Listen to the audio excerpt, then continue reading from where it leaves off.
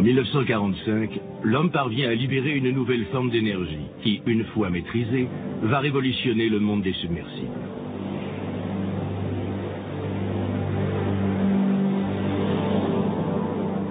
Les exigences de la guerre froide vont contraindre les grandes puissances à se lancer dans une bataille pour la suprématie dans la maîtrise de la technologie sous-marine. Elles construisent alors des navires capables de rester en immersion totale pendant des mois et mettent au point des missiles à tête nucléaire exploitables en plongée.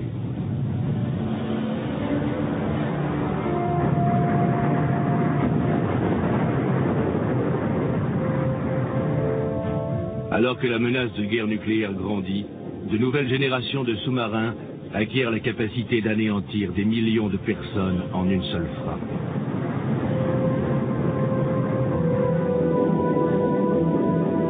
Ils glissent, indétectables, au fond des océans ou sous la calotte glaciaire, attendant un ordre qui, heureusement, ne viendra jamais.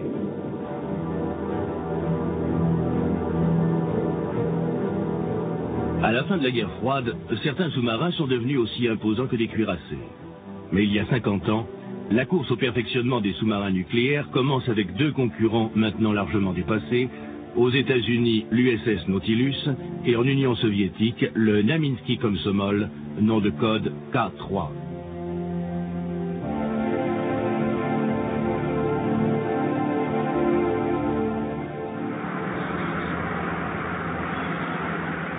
Au début de 1946, un petit groupe formé des meilleurs ingénieurs de l'US Navy reçoit l'ordre de se rendre dans un centre d'essai secret.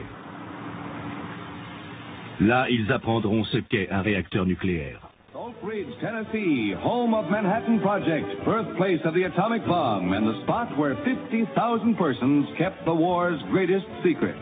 In this mile-and-a-half square, the foundation of a new age was laid. But Oak Ridge beat... À la tête de cette équipe, le capitaine de vaisseau Hyman G. Rickover est déjà convaincu par l'idée d'une flotte de sous-marins nucléaires. Il expose sa théorie. This is the reactor or the atomic pile. There's uranium in here. The uranium heats up water, which flows through this boiler and goes back again. It keeps on flowing round and round in this circuit by means of this pump. Rickover est en avance sur ses contemporains. La plupart doutent encore qu'un réacteur nucléaire puisse fonctionner dans un sous-marin. Des éminents scientifiques qui conseillaient la Commission de l'énergie atomique prétendaient qu'un tel projet était à la fois prématuré et aberrant. Les conseillers du ministère de la Défense, eux, n'étaient pas certains d'avoir assez d'uranium pour leurs besoins en armement et doutaient du fonctionnement des réacteurs de propulsion. Rickover dut donc remuer des montagnes pour obtenir gain de cause. Il faut 4 années à Rickover pour convaincre la Navy qu'un sous-marin nucléaire est réalisable, et pour apprendre un jour que les hauts responsables de la marine exigent d'en disposer dans les 5 ans. Personne, à part Rickover, ne jugeait ce délai raisonnable. La tâche était colossale, elle impliquait des centaines de milliers de personnes. C'était un boulot immense. L'équipe de Rickover commence à travailler secrètement dans un centre d'essai isolé dans le désert de l'Idaho. Les problèmes soulevés vont plus peser sur les épaules des ingénieurs que sur celles des scientifiques. Nous avons toujours pensé que les problèmes techniques étaient de loin les plus importants. D'ailleurs, quand le Nautilus fut finalement lancé, le rapport était 10% de théorie physique et 90% de technique. Et c'était vrai, c'était vraiment de la technique. Les phénomènes physiques étaient déjà parfaitement connus. Il fallait juste tout loger dans un sous-marin. Mis à part cette question, la mise au point des matériaux, le type de carburant, le blindage, le développement des pompes, des valves, les matériaux de structure, la stabilité de tous ces systèmes, c'était vraiment de la métallurgie et de la mécanique. Alors que l'aménagement du sous-marin commence à prendre forme, on argumente ferme sur la manière de progresser.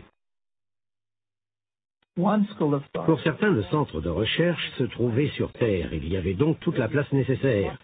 Il suffisait de construire le tout avec le maximum d'espace entre les composants pour pouvoir évoluer autour tranquillement et vérifier que le concept fonctionnait réellement. Pour les autres, il fallait intégrer tous ces éléments dans un sous-marin. Même si le système fonctionnait, cela ne prouvait en rien que tout marcherait le jour où il faudrait réétudier un nouvel agencement. Finalement, on prit la décision, et non sans peine, de construire une coque de sous-marin, maquette exacte de celle du futur Nautilus, dans le centre de recherche de l'Idaho, et d'y intégrer tous les éléments. Cela nous a permis de déterminer la taille des valves, celle de l'échangeur de chaleur. Tous les composants ont été évalués. Pour l'équipe de Rickover, les décisions les plus délicates à prendre concernent le réacteur nucléaire lui-même. Sera-t-il étanche et, encore plus important, devra-t-il être refroidi par métal liquide ou par eau? On est tous des ingénieurs, on aime trouver des solutions novatrices et différentes. Mais en analysant le système, on revenait toujours aux mêmes conclusions, à savoir que l'eau est un excellent fluide thermodynamique. Elle permet le mieux les transferts de chaleur, elle constitue un merveilleux moyen d'actionner les turbines. C'est pourquoi on s'en sert depuis des centaines d'années dans le monde entier. Lorsque l'uranium et le noyau du réacteur deviennent assez chauds du fait de la fission nucléaire, l'eau de refroidissement qui circule hermétiquement sous pression atteint 300 degrés. L'eau chaude est alors pompée dans un échangeur de chaleur qui génère de la vapeur dans un second circuit. Celle-ci entraîne des turbines qui génèrent de l'électricité et actionnent les hélices. La quantité de vapeur est directement proportionnelle à l'activité du noyau du réacteur. Mais comment les ingénieurs de Rickover allaient-ils résoudre le contrôle du réacteur une fois celui-ci scellé dans un blindage de protection en plomb? Lorsque les barres de contrôle situées au cœur du réacteur sont levées, la fission nucléaire s'enclenche, générant de la chaleur. Le problème était comment lever ou descendre les barres sans les toucher. Une des solutions consistait à les faire glisser à travers le couvercle du réacteur. Mais comment pouvait-on risquer des fuites? Les problèmes s'amoncelaient rapidement. Rickover imposa de réunir chez Westinghouse un groupe de spécialistes. Et il leur dit au travail. Au bout d'environ un mois, ceux-ci ont trouvé une solution révolutionnaire. En fait, elle émanait du groupe de travail de chez Westinghouse, où un jeune ingénieur d'une des petites divisions moteurs de la société a proposé une idée qui allait en fait définitivement ouvrir la voie. La proposition est simple mais astucieuse. Le jeune homme suggère de fileter les barres de contrôle, de les placer à l'intérieur de tubes d'acier soudés au couvercle du réacteur et de les faire tourner dans cette enceinte hermétique grâce à un champ électromagnétique actionnant un rotor fixé au sommet de chaque barre. Rickover manifeste une exigence opiniâtre dès qu'il s'agit de la protection des matelots contre la radioactivité à bord de ses sous-marins. Il montre sa détermination lorsque son équipe doit décider s'il vaut mieux sceller le couvercle du réacteur par un joint étanche ou par soudure. Nous nous sommes dit, consultons tous les fabricants de joints du pays et voyons ce qu'ils en pensent. Je présidais cette réunion. Nous leur avons exposé le problème et tous les fournisseurs ont répondu « On a confiance en nos joints, pas de problème, vous pouvez monter le couvercle avec un joint ». Je suis alors sorti de la salle de réunion et j'ai fait mon rapport à l'amiral Rickover.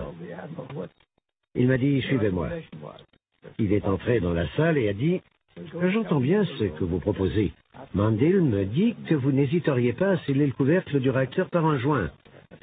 Mais je vais vous poser la question différemment. Supposez que votre fils serve à bord de ce sous-marin.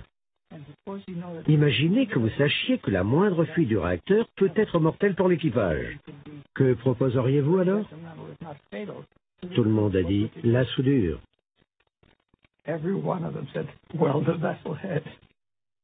À peine 2 ans après le lancement du projet, Rickover se demande si le bâtiment sera prêt pour l'échéance 1954.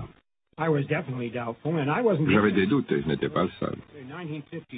En 1952, je me souviens parfaitement de la visite de l'amiral Rickover. À cette époque, il n'était encore que capitaine. Il est arrivé à l'Argonne National Laboratory juste au moment où nous avions quantité de problèmes techniques. Et il m'a dit, vous savez Crawford, si ce bâtiment atteint les 2 nœuds, ce sera déjà une prouesse technique. Et j'ai répondu, c'est certain, car ce sera la toute première fois que nous obtiendrons de la puissance propulsive d'un réacteur nucléaire. Malgré les problèmes causés par le réacteur, la propagande menée par le président Truman contre les soviétiques s'accélère. En 1952, la coque du Nautilus est mise en chantier à grand renfort de publicité. All right, sir, we'll take the reactor up to power.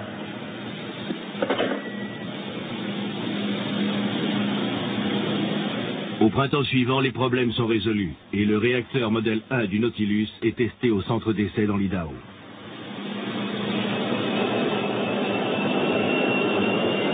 Safety rods out at 10:21. Rickover pensait qu'il fallait faire marcher le générateur à pleine puissance pendant 100 heures, comme si nous devions faire un voyage d'ici en Angleterre, par exemple. Voyons ce qui se passe, disait-il. Tout le monde était un peu inquiet. Tout ça était nouveau, nous manquions de connaissances. Il a ajouté, il nous faut un générateur opérationnel. Ce ne doit pas être une machine surveillée par des, entre guillemets, physiciens ou docteurs. Cet engin doit pouvoir être mis entre des mains de matelots. Je dois savoir quelles sont ses faiblesses. À 2500 km de là, dans un chantier naval du Connecticut, l'USS Nautilus prend forme. Mais l'existence du premier sous-marin nucléaire américain est connue encore plus à l'est.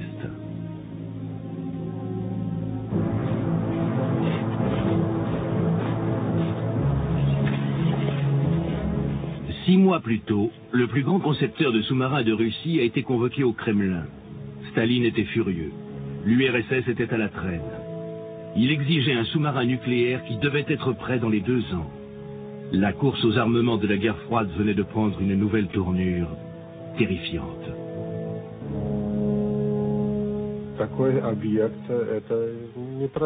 Avec de tels délais, la tâche n'était pas facile.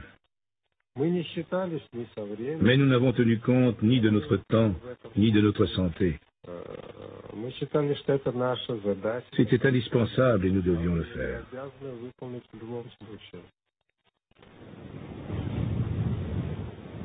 Le travail commence en 1952 dans les bureaux d'études ultra confidentiels de Malachite à Leningrad.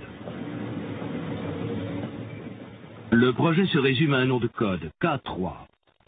Staline est tellement paranoïaque que bon nombre des ingénieurs ne savent même pas ce qu'ils sont en train de concevoir.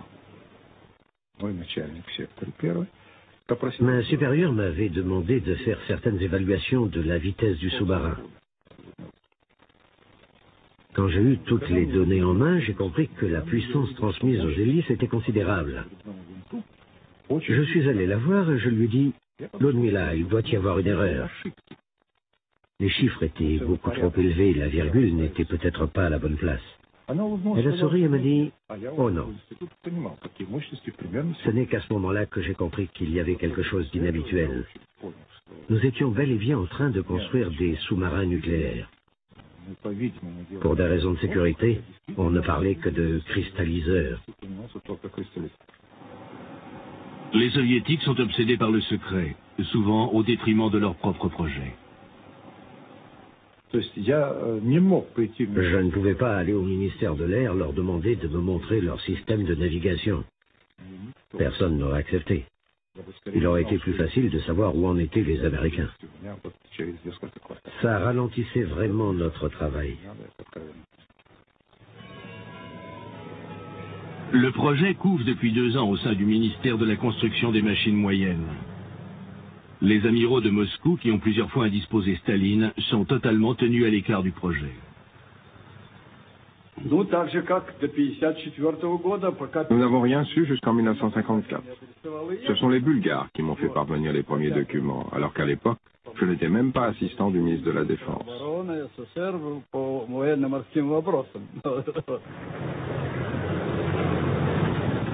Quelque temps plus tard, la même année, le bureau d'études Malachite fait parvenir une cargaison spéciale à un institut secret d'aviation de Moscou.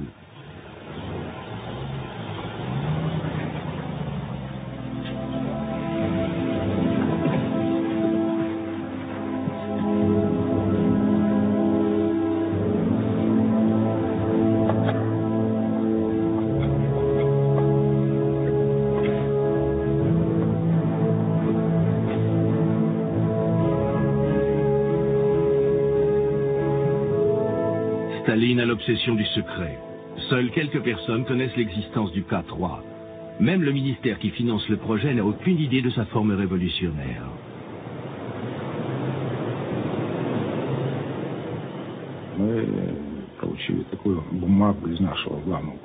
Nous avons reçu une lettre de notre ministère de tutelle nous demandant d'expliquer pourquoi, en plus de tous les problèmes posés par la propulsion nucléaire, nous avions conçu une nouvelle forme pour la coque, alors que nous avions une forme traditionnelle, parfaitement au point techniquement et opérationnellement éprouvée.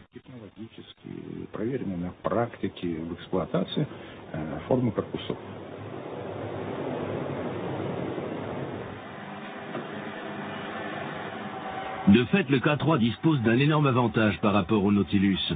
Les ingénieurs soviétiques ont travaillé en vase clos. Ils n'ont pas été freinés par les idées conservatrices de la marine. Ils mettent au point une nouvelle coque en forme de goutte d'eau.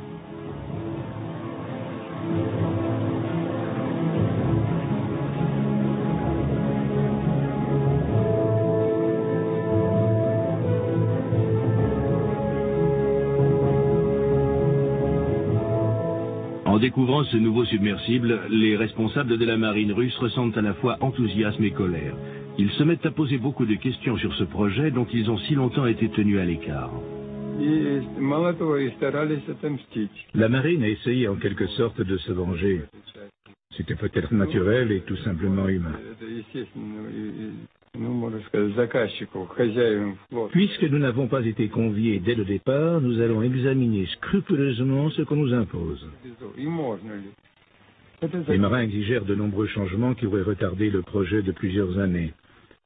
On leur a répondu, vous le prenez tel quel ou pas du tout.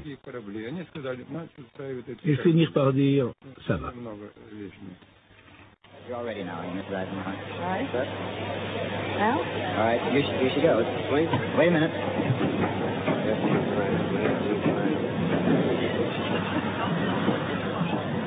Le 21 janvier 1954, le Nautilus est lancé. No, not yet. There we go. Hit it. Comparé au projet russe, le Nautilus semble démodé, d'autant plus que la forme de sa coque est inspirée du sous-marin allemand type 21 de la Deuxième Guerre. Mais les Américains sont opérationnels et les Russes ne le sont pas.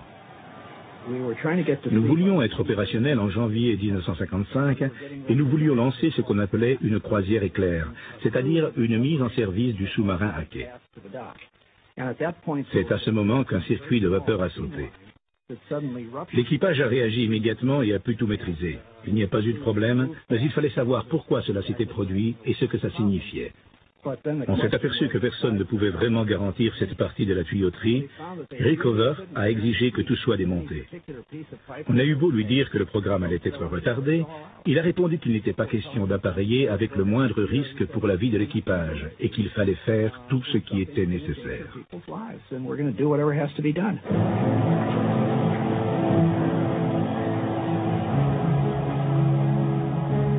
À 150 km au sud de Moscou, dans la ville interdite d'Obninsk, la première centrale nucléaire du RSS voit le jour. Elle sert aussi de centre de formation pour le premier équipage du K3, étroitement surveillé par le KGB.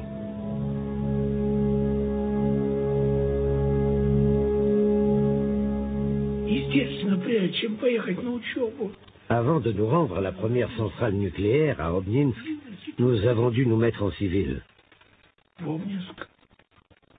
Mais personne ne voulait se séparer de son pantalon noir de marin. Nous l'avons tous gardé, en essayant de lui donner un pli civil. Nous marchions tous au pas, bridés par une vieille habitude, comme les étudiants chinois ou vietnamiens. On nous a réprimandés et donné ordre de ne pas nous déplacer en groupe, et surtout de ne pas marcher au pas. Ce n'est qu'un petit détail, mais ça montre à quel point le secret entourait le projet. L'obsession de Staline pour le secret ne facilite pas la compréhension des phénomènes nucléaires. L'équipage du K3 en apprend les rudiments par la traduction d'un manuel américain. Au début, je ne comprenais rien. J'ai dû potasser le bouquin plusieurs fois, poser des questions, mais ça ne venait pas. Je n'arrivais pas à comprendre comment ça se produisait. Fission, dégagement d'énergie, c'était du chinois. Le manuel parlait de fission spontanée au sein du noyau. Mais c'était quoi, un noyau?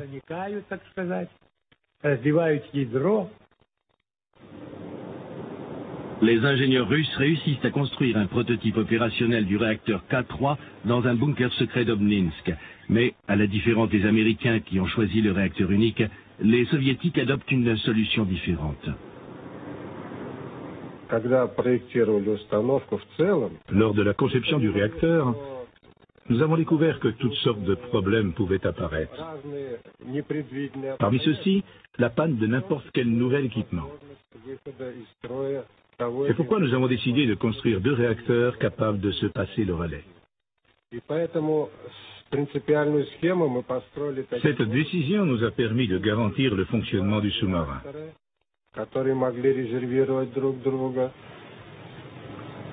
Dans le réacteur russe, les barres de contrôle passent à travers le couvercle, une conception considérée comme peu sûre par les Américains. Pour déclencher la fission, les Soviétiques relèvent les barres par un système de poulies et de câbles. Ce procédé rudimentaire provoque des fuites radioactives que les équipages vont devoir endurer.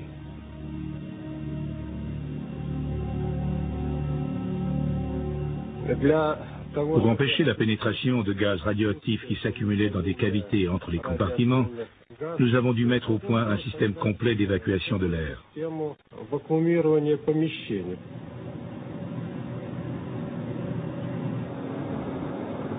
Pendant la formation de l'équipage du K3, la sécurité ne semble pas être une priorité, surtout en ce qui concerne les radiations.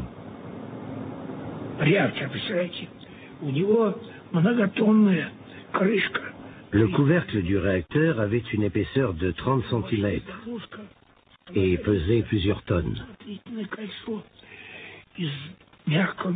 C'était un blindage efficace en plomb qui devait s'ajuster avec précision pour sceller le réacteur.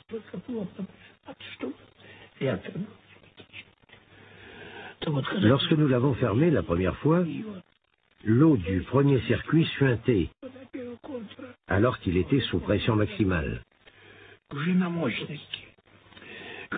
Et avec quoi l'avons-nous essoré?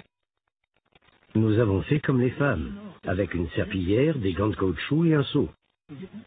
Puis on l'a arrêté et on a évacué l'eau dans la chambre principale du réacteur. Il y avait beaucoup de poussière contaminée. De plus, nous ne savions rien sur les poussières radioactives en suspension dans l'atmosphère, et celles-ci infestaient tout le volume d'air.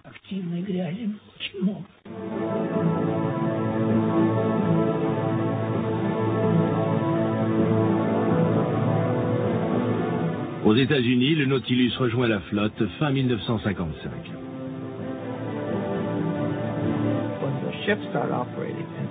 Quand le bâtiment est devenu opérationnel et que toutes les manœuvres avec le reste de la flotte ont commencé, il est devenu évident que nous avions mis au point une arme fantastique.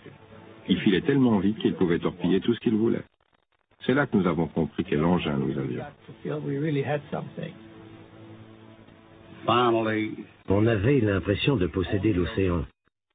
On pouvait plonger profondément, on pouvait aller vite. Nous avions un incroyable sentiment de liberté et de puissance.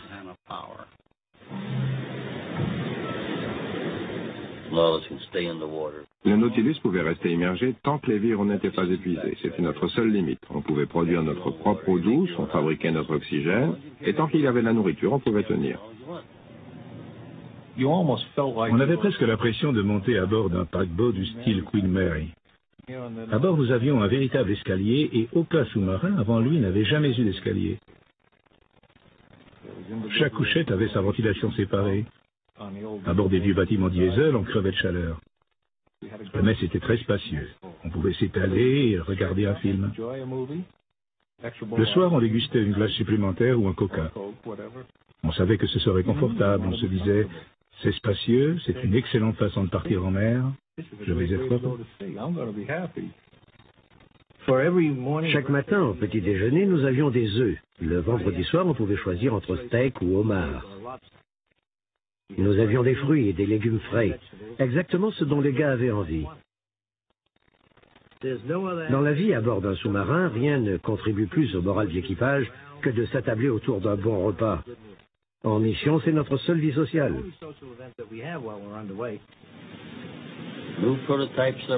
Sur un nouveau prototype de sous-marin comme celui-ci, on n'est jamais bloqué par un manque de support technique ou manque de pièces de rechange ou manque d'argent. On l'avait d'ailleurs surnommé le bateau Lola. Vous savez, ce que veut Lola, Lola l'obtient pour continuer à vous satisfaire.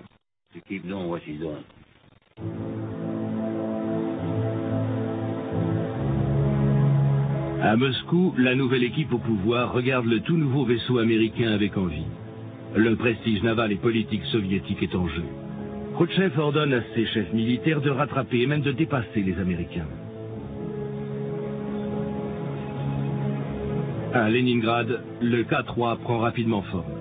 Des sections entières du sous-marin sont construites en bois, dans des ateliers secrets répartis dans toute la ville.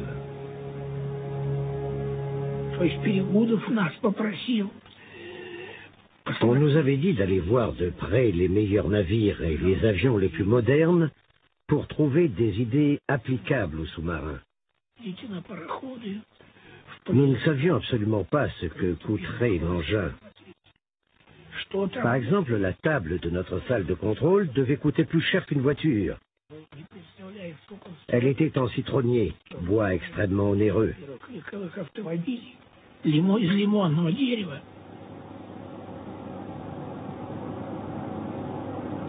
Ziltsov passe beaucoup de temps à modifier l'intérieur du K3, dans l'espoir de créer un environnement suffisamment confortable pour que ses matelots puissent passer plusieurs mois en mer. À sa grande surprise, il découvre que les ingénieurs ont oublié d'installer un réfrigérateur. Il en fait une priorité. Imaginez les repas du troisième quart. La viande amoureusement préparée par le cuisinier s'est transformée en un ragoût immonde. Et la ration de vin. Elle est meilleure fraîche que tiède. Dans un chantier éloigné au nord de la Russie, le K3 est en cours de construction. Mais la forme de la coque cause une fois de plus quelque inquiétude.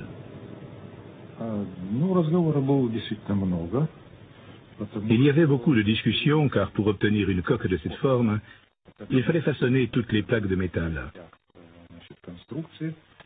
L'assemblage n'était pas facile.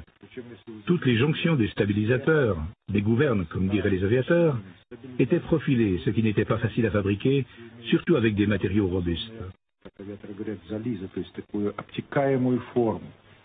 Certains pensaient même qu'il était impossible de construire une telle machine.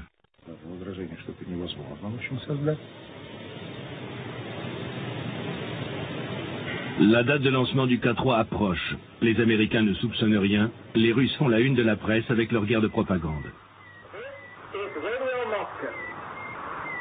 The first artificial Earth satellite in the world was today successfully launched in the USSR.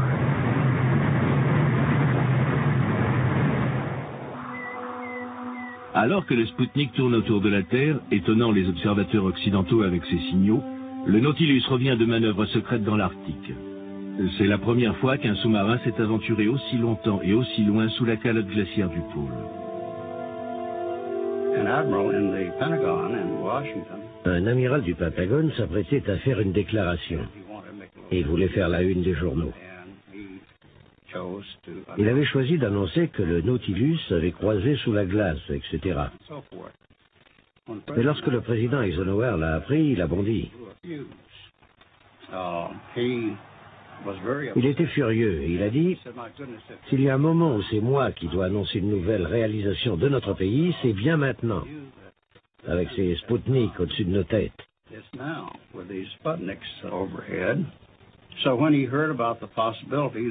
Quand il a entendu qu'un sous-marin nucléaire pouvait non seulement se rendre au pôle Nord, mais passer sous la calotte glaciaire d'un océan à un autre, il s'est, comme l'a raconté son attaché naval, jeté là-dessus comme sur un morceau de poisson frais. Il était séduit par cette idée. Il a dit « Ordonnez à la Navy de le faire ». En juin 1958, dans le plus grand secret, le Nautilus quitte silencieusement son quai dans le port de Seattle et prend la direction du nord vers la calotte glaciaire, l'ultime route stratégique navale à conquérir.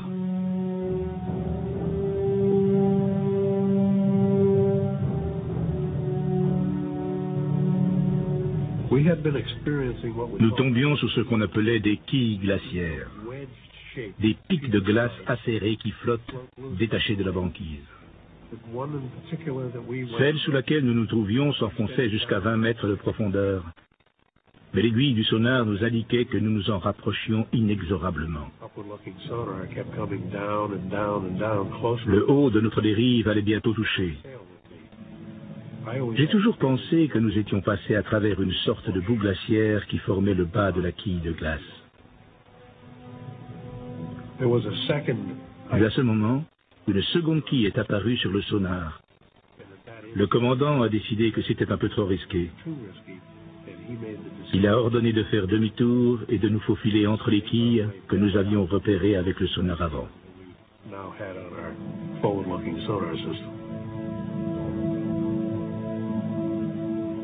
Nous avons pensé que c'était une bonne décision, mais nous étions dépités de devoir rebrousser chemin.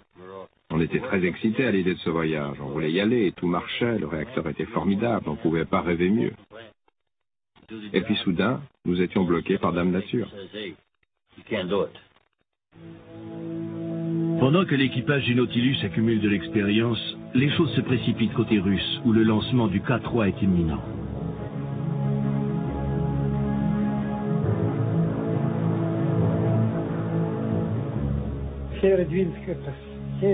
Un vent puissant soufflait du nord.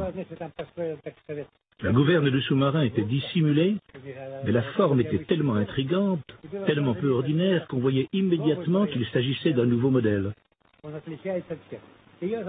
Une bourrasque de vent a emporté la bâche. Dès lors, ils ne pouvaient plus retarder le lancement et ils ont continué. La police navale s'efforçait de dire aux gens de s'éloigner, car on procédait au lancement du premier sous-marin nucléaire soviétique. L'intention était louable, mais c'était une mascarade.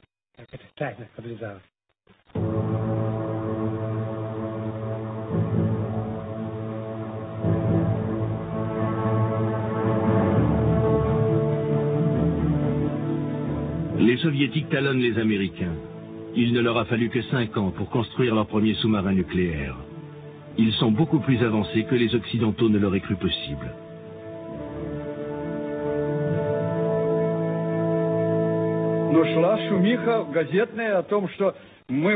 Toute la presse mondiale affirmait que les Américains étaient les premiers à construire un sous-marin nucléaire et qu'il faudrait au moins 15 à 20 ans aux autres pays pour les rattraper. Or, nous avions terminé notre navire seulement 3 ans après la fin des essais du Nautilus, et non pas 15 ou 20.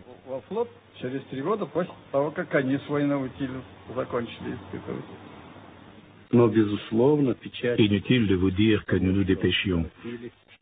Les ordres venus d'en haut nous disaient « plus vite à la mer, dépêchez-vous d'en finir ». Tout cela a largement contribué à tous les problèmes et aux accidents que nous avons connus. C'était une vraie beauté architecturale. On sentait que c'était un navire puissant. Je n'avais jamais plongé à de telles vitesses auparavant.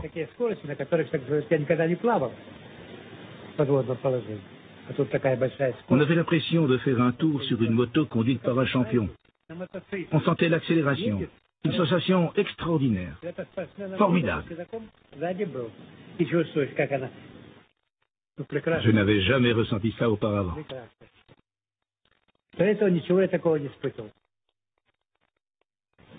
Le K3 avec ses 2 réacteurs est bien plus puissant que le Nautilus. Il peut atteindre 30 nœuds en immersion alors que le Nautilus ne dépasse pas 23 nœuds. Le K3 plonge aussi à 300 mètres, 100 de plus que le Nautilus. Mais les problèmes subsistent.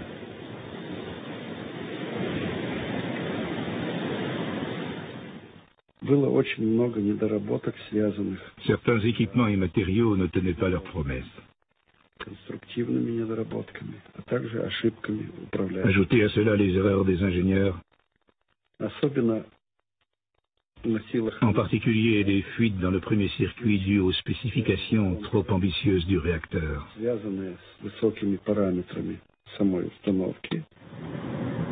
L'eau radioactive du premier circuit fuit et se répand dans le second circuit générateur de vapeur. De là, elle s'échappe dans le sous-marin, formant un gaz radioactif. Pour éviter de concentrer les gaz, créant ainsi les pires conditions pour seulement certains d'entre nous, nous faisions circuler l'air dans tout le bâtiment. En conséquence, qu'on soit affecté aux turbines, aux compartiments nucléaires ou à la radio, tout le monde recevait la même dose de radioactivité. Quand nous arrivions à 100 fois le niveau de sécurité, nous faisions surface pour quelques heures, afin de ventiler tout le navire. Je dois admettre que nous avons tous reçu des doses importantes de radioactivité. Mais si on n'y pensait pas, tout allait bien. Ceux qui se sentaient mal étaient en général les plus fragiles nerveusement. Nous avions tous des maux de tête. Et pour s'en débarrasser, quand on travaillait dans le sous-marin, on buvait un bon verre de vodka ou d'alcool pur. Et toute la radioactivité était éliminée par la transpiration.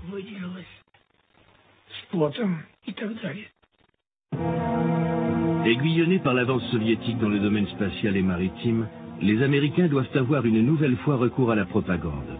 En août 1958, le Nautilus fait une seconde tentative pour atteindre le pôle.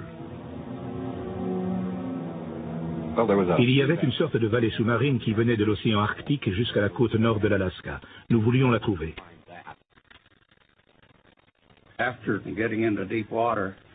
En descendant plus profondément, nous avons senti que la tension se relâchait. Tout le monde était bien entendu plus détendu et nous avons pu accélérer la vitesse, allumer le jukebox et rigoler un peu, si on peut dire. Mon souci principal venait des compas gyroscopiques. Plus on se rapproche du pôle, moins les compas trouvent facilement le nord, car ils dépendent de la rotation de la Terre. Et bien sûr, quand on approche de l'axe, la rotation diminue. Donc en s'approchant, les compas dérivaient de plus en plus et tout mouvement du navire avait tendance à les faire dévier encore plus. Un de nos problèmes principaux, c'était délicat, était donc de garder le cap et de maintenir la vitesse sans faire trop de changements. Je crois que le plus excitant était de se demander quand allons-nous vraiment atteindre le pôle Nord.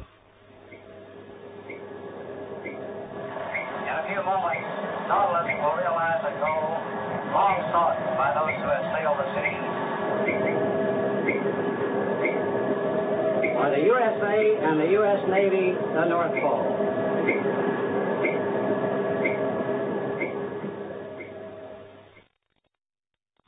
Nous avons eu un magnifique gâteau. Nous l'avons mangé et avons bu du coca pour fêter l'événement.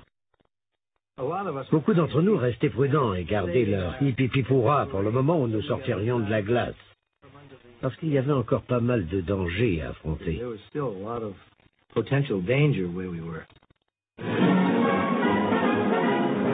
Lorsque le Nautilus fait surface dans les glaces et informe Washington, un plan soigneusement mis au point est appliqué. Le commandant Anderson est récupéré par avion en pleine mer pour rejoindre les cérémonies à la Maison-Blanche. Quelques heures plus tard, il est à nouveau déposé à bord du Nautilus pour participer au triomphe lors de l'arrivée en Angleterre. The submarine Nautilus receives a gala harbor welcome as she sails into Portland, England, completing an 8,100-mile, 21-day voyage from Honolulu across the top of the world under the North Pole. Je crois que la valeur de notre exploit nous est apparue réellement lorsque nous sommes arrivés en Angleterre et que nous avons vu l'accueil qui nous était réservé. Puis lors des réceptions à New York, nous avons eu droit à une parade sur Broadway. Nous avons compris que nous avions réalisé un exploit. L'attention du monde se porte évidemment sur le succès américain. Le Nautilus reçoit un accueil traditionnel et spectaculaire. Rear Admiral Hyman G. Rickover, renowned as father of the nuclear submarine, was on hand to welcome the Nautilus as the personal representative of the President of the United States.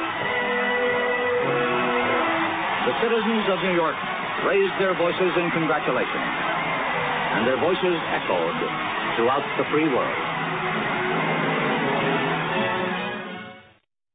We are now able to put missile-carrying submarines under the polar ice, and the ice extends down on an average of about 30 feet, hide these submarines and their missiles. And if anyone ever dares to declare war on us, and even if he were successful in wiping out our whole country, he himself would be inevitably destroyed. En 1959, moins d'un an après le Nautilus, le K-3 entame sa propre expédition sous les glaces polaires. Les Russes rattrapent les Américains, mais ils ont encore des problèmes de réacteurs. La corrosion s'est développée sur le système de sécurité. Il fallait s'en débarrasser de la manière la plus primitive qui soit, avec un marteau et un ciseau.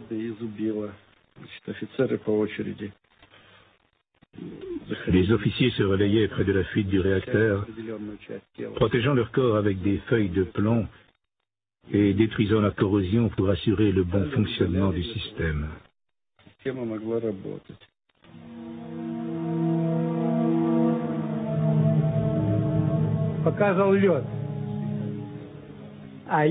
Le sonar indiquait de la glace. Mais je n'étais pas sûr. Erreur de ma part, j'ai décidé de faire surface avec le périscope sorti. On ne doit jamais faire surface en mouvement sous les glaces, mais stabiliser, verticalement, comme l'a fait Lev Ziltsov. Mais j'ai commis cette erreur et cassé mon périscope. J'étais furieux contre moi-même, bien sûr. J'ai donné ordre de virer sur bâbord et de rentrer à la base. Quelque temps plus tard, cette même année, Leonid Osipenko est relevé de son commandement du K3 et son officier en second, Lev Ziltsov, est nommé commandant de bord. C'était comme quitter ma propre maison. Mais je sentais que je ne pouvais plus donner d'ordre. Après un incendie à bord d'un navire jumeau du K3, les Russes ordonnent l'arrêt de toutes les expéditions sous la glace. Le K3 n'était pas loin de réussir, mais on l'a empêché au dernier moment. Ce n'est que 2 ans plus tard qu'on le laissera tenter de nouveau l'expérience. En 1962, le K3, malgré une déficience de 5 de ses générateurs de vapeur, est le premier sous-marin soviétique à faire surface au pôle Nord.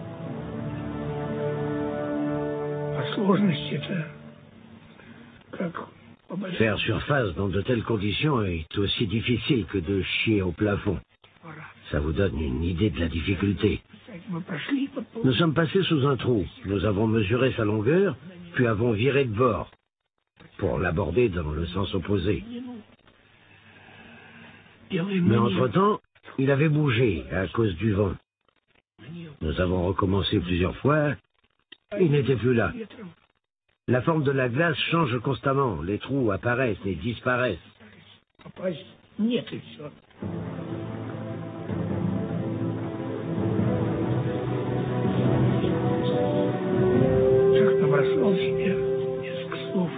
J'avais d'abord imaginé un petit discours, puis je me suis dit, laisse tomber.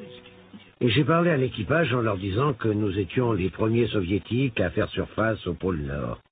Que ce n'était pas seulement notre victoire, mais celle de nos scientifiques et du peuple soviétique. Puis j'ai crié « Hurrah, camarades !» Ensuite, tout le monde a été invité à rejoindre la table. Bien sûr, nous avons copieusement arrosé l'événement avant de faire demi-tour et de rentrer à la base.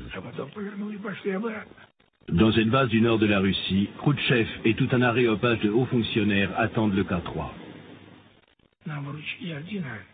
Nous avons reçu des décorations. Nous nous attendions à des rasoirs électriques et à des armes. Et puis vint l'annonce. Pour telle et telle mission réussie, Lev Ziltsov, le commandant de l'expédition, est nommé héros de l'Union soviétique. J'ai même eu des difficultés à me lever de ma chaise, tellement j'étais abasourdi. Quand Khrouchtchev nous a distribué nos décorations, il nous a dit que notre expédition n'était pas la première au monde, qu'elle ne pouvait pas augmenter le prestige politique du pays, et qu'en conséquence, nous n'en parlerions pas. Nous l'intitulerions Mission spéciale pour le gouvernement soviétique. Mais dans quelques années, vous défilerez sur la place rouge, comme nos cosmonautes, et le peuple soviétique tout entier vous rendra hommage. Mais ça ne s'est jamais produit. Parce que les gens au pouvoir, ça va, ça vient. À l'époque où le K3 succède au Nautilus au pôle Nord, les États-Unis alignent 27 sous-marins nucléaires contre 10 pour les Soviétiques. Mais cette suprématie ne va pas durer longtemps. Dans les années qui suivent, les Soviétiques rattrapent leurs adversaires, aussi bien en performance qu'en taille et en nombre. Bien avant la fin de la guerre froide, ils sont reconnus même par les Américains comme leaders dans le domaine de la technologie des sous-marins nucléaires. Qui a donc gagné cette course?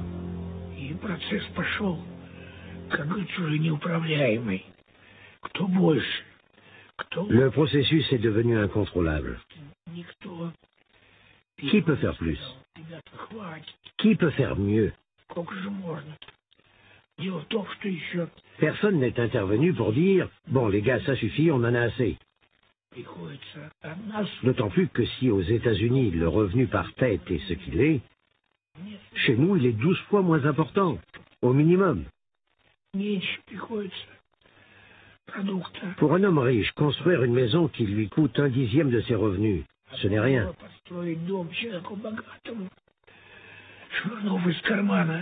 Pour un homme pauvre, c'est une autre paire de manches. Il y laisse sa chemise, sans même avoir une maison. Disons plutôt une baraque.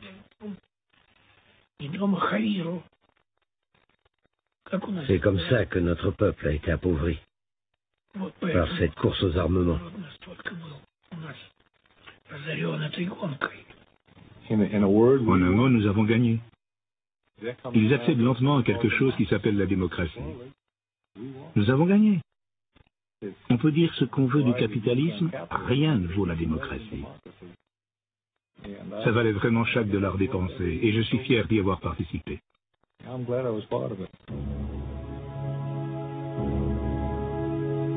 Aujourd'hui, le Nautilus est amarré sur la rivière Tynes, à Groton, dans le Connecticut, transformé en musée. C'est le mémorial de la flotte sous-marine des États-Unis.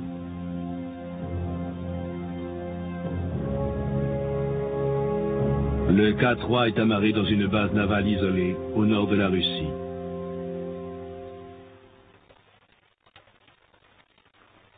Son sort est incertain. Le K3, c'était mes meilleures années. Ma jeunesse, mes espérances, toute la vie d'un homme.